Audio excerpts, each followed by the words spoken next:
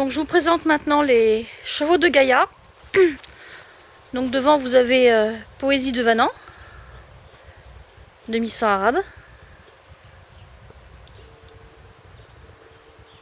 Voilà, gros plan sur Poésie. Et puis derrière vous voyez Richard, notre Irish Cob spécial enfant et spécial débutant, d'une grande gentillesse. Et puis maintenant on va vous emmener promener dans le parc. On va prendre le chemin qui nous permet de monter au paddock. Ici les chevaux ne vivent pas au box. Ils vivent exclusivement en paddock pratiquement tout le temps où ils travaillent. Que ce soit avec les débutants, les adultes, les enfants à problème, les adultes à problème, les bénévoles.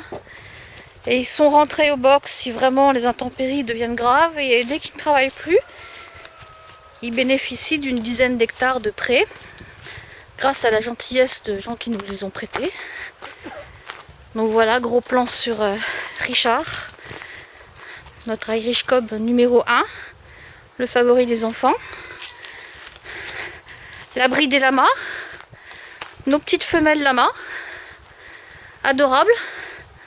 Elles ont maintenant pratiquement 2 ans. Elles sont 4 pour 2 mâles. Et plus tard, elles feront à la fois de la promenade quand elles seront adultes. Et puis des bébés, on leur souhaite. Voilà maintenant gros plan sur les paddocks.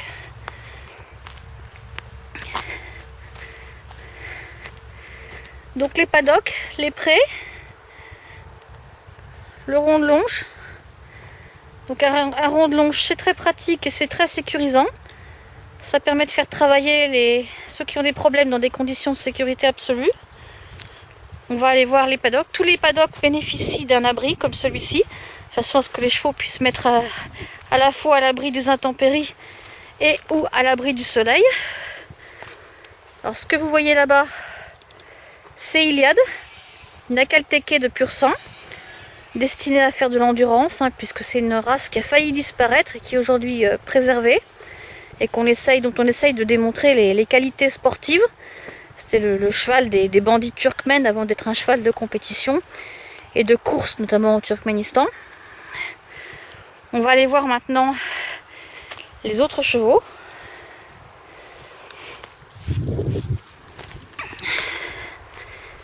Donc on va vers un autre paddock. Paddock complètement sécurisé, grillagé, fermé par des barrières en galva, réservé pour les chevaux qui sont encore pas sociabilisés du tout et qui ont besoin d'un véritable accompagnement. En l'occurrence, le paddock n'est pas du tout occupé par ce type de chevaux.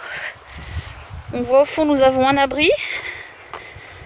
Les chevaux ont tous des grands abreuvoirs de plus de 1000 litres. Et dans l'abri qui est au fond, nous avons une petite pouliche Irish Cob de 1 an. Voilà, gros plan sur notre atelier central et notre Akalteke. Et puis au fond, on se rapproche de notre comptoise, notre super gentille comptoise, jument qui a été dressée tout à fait gentiment et pour laquelle toute l'aide nous a été apportée par Fabien et Denis Canel de la famille Canel, experte en attelage et en comptoir. Une jument merveilleuse, extrêmement gentille. Voilà. Gros plan sur Soraya. Alors j'ai le soleil en face, on voit pas très bien. Je vais essayer de me décaler. Et derrière on aperçoit la petite tête de la pouliche qui prend Soraya pour sa maman, qui est une pouliche Irish Cob noire, balzane blanche aux yeux bleus, totalement merveilleuse mais pas très sociabilisée, qui a donc besoin d'une petite maman, le temps de s'y faire. Voilà. À côté, vous voyez les fesses de Katian. Katian, c'est notre Irish Cob mascotte. Jument qui a presque toutes les qualités si possible. Gentillesse, de la pêche, du tonus, capacité à tout faire et emmener tout le monde. Et ce qui ne gâche rien, extrêmement joli. Voilà, au râtelier, au central également en train de manger. Puisqu'ici, ils ont foin à volonté, paddock et puis vie sociale puisqu'ils sont à plusieurs. Et je vais vous emmener voir notre pré avec nos autres Irish Cob.